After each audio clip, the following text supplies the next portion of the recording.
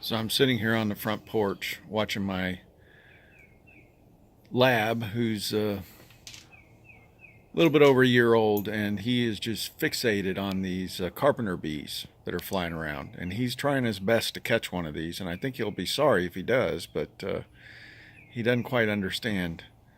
Last year, butterflies were the other thing. He didn't understand them either. He just is trying to keep the yard clear. Oh, he's going to sit down now. I guess he's tired. It's hot out here.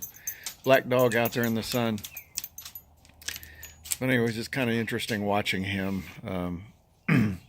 He chases all the birds, all the squirrels, everything out of the yard. He doesn't want anything in the yard.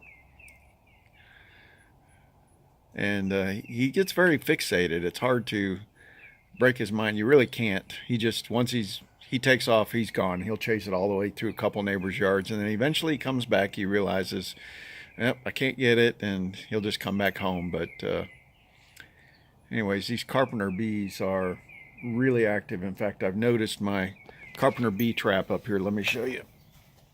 This thing is loaded.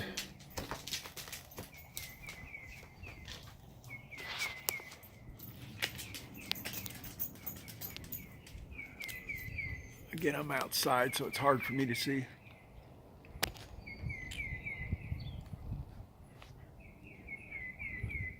That thing has got a ton of carpenter bees in there.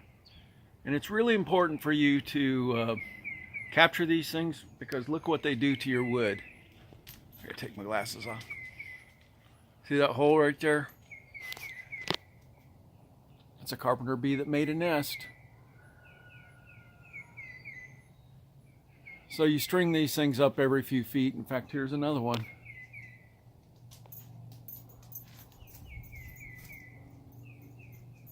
So these guys are still getting into my Virginia pine structure here. And so we'll see. I'm going to keep capturing these guys. There's no relocation for these things. These just end up going in the trash can. But I got a bunch of them in there. So anyways, that works great. I want you to know, you got to buy these things. I got a few more I got to put up because I've got a wood building in the back, and I've got my wood shed over here.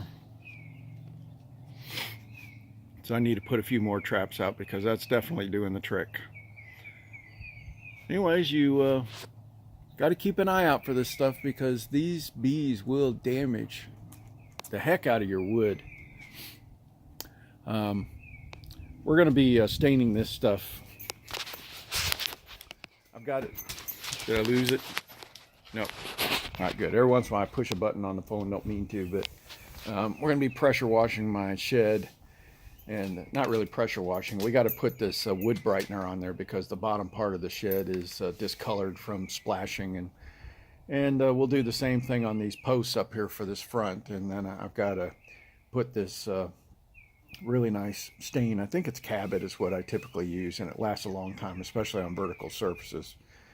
Anyways, so just another tip. I don't know if you have these creatures where you're at, but in North Georgia, they are hugely devastating to your wood. So you need to do what you can to try to protect it, because they'll just hollow it out, and doesn't do any good if it's a structure holding up a roof or something. All right, well, have a great day, and hope everybody's treating you well, and God bless.